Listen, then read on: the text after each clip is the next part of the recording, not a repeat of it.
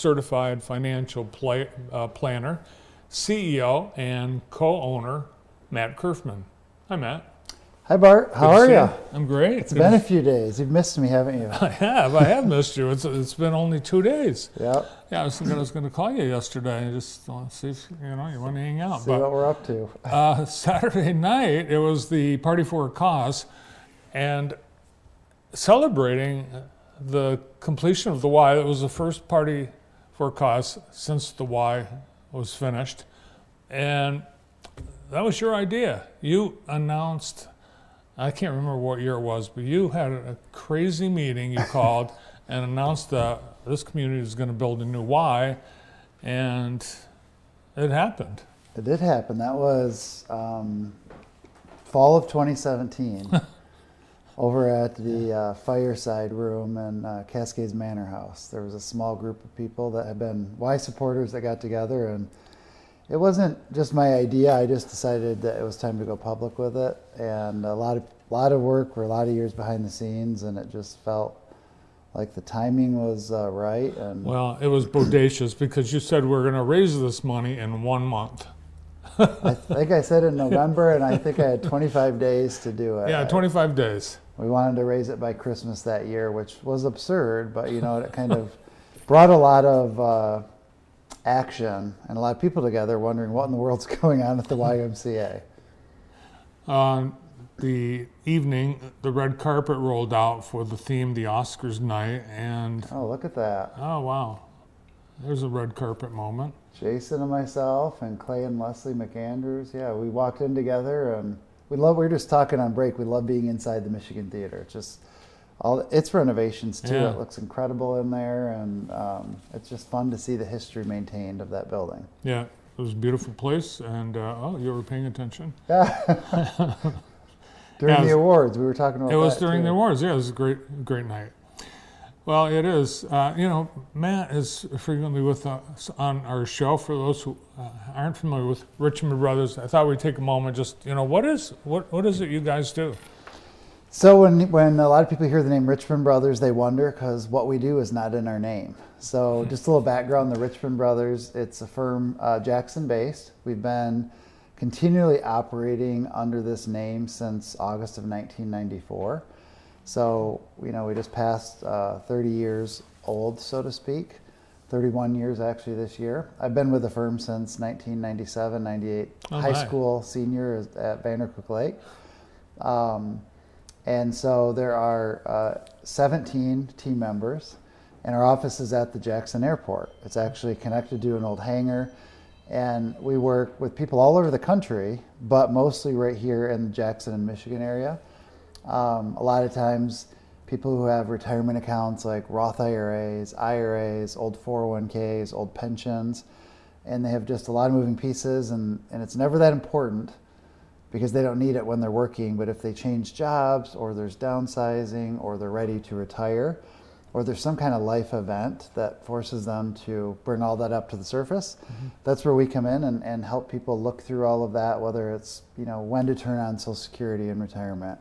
How do you consolidate all these accounts without creating undue taxes? How do you create an income plan in retirement?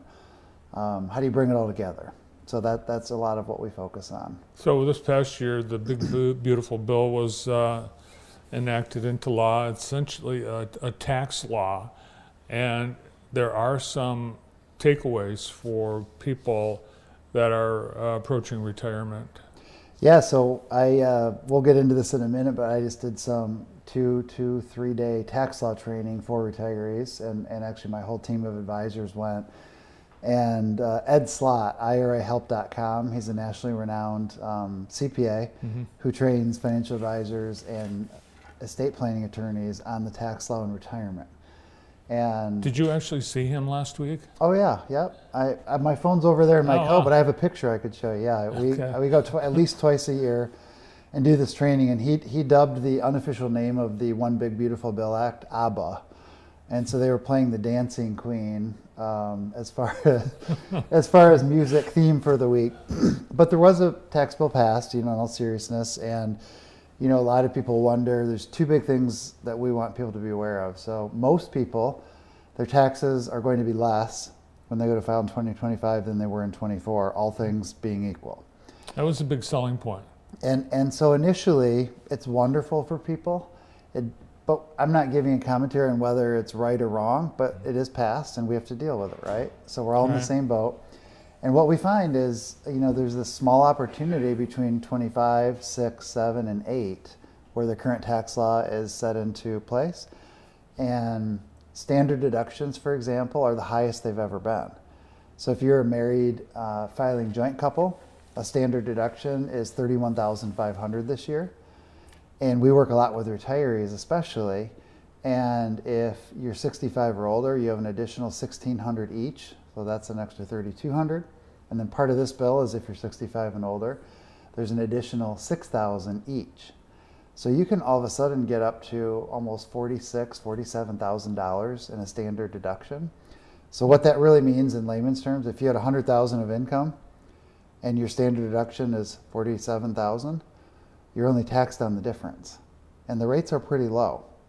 So that's all wonderful for right now, but the reality is we have a $37 or $38 trillion deficit. And so our concern for people who have put all their money into 401ks, 403bs, they deduct it now, they defer it, and they don't pay tax till later. And our big question, my two favorite words, what if? What if taxes are higher down the road, not lower? And you say, well, why would that be? Well, we wonder, what if taxes would go higher because we have to deal with the deficit someday? So you might be a wonderful saver and have put $500,000 or $750,000 or $1 million in your 401k or IRA. That's not all your money. You have a silent partner in that pot of money. And as you start to take it out, especially once you're 73 or older, you're required to take it out whether you need it or not, and just to pay the taxes on it. So most people go into retirement assuming they'll be in a lower tax bracket, and sometimes that is true. However, we think with a deficit as big as it is, doesn't seem to matter who's in the White House. We just spend more than we make as a country. The deficit keeps getting bigger. It's like saying every year you took a bigger mortgage on your house or your business. Like it doesn't make logical sense. It doesn't make mathematical sense, but we're doing it. So eventually we'll have to pay, we believe, in higher taxes. Is there a way you can you make an election to pay taxes on that sometime in the next 4 years, knowing that you're at that locked-in rate? Beautiful question. That is one of the things we look working with our clients on is we know what the tax rates are right now. We know what the tax rates are for the next 3 years beyond this year. And so that is a question, like, is there anything we can do right now in this year, next year, the following years to take advantage of these lower rates and choose, this is the optimal word, choose, to pay tax, I think at a lower rate than you would in the future, and move it to an account that would be tax deferred but tax free.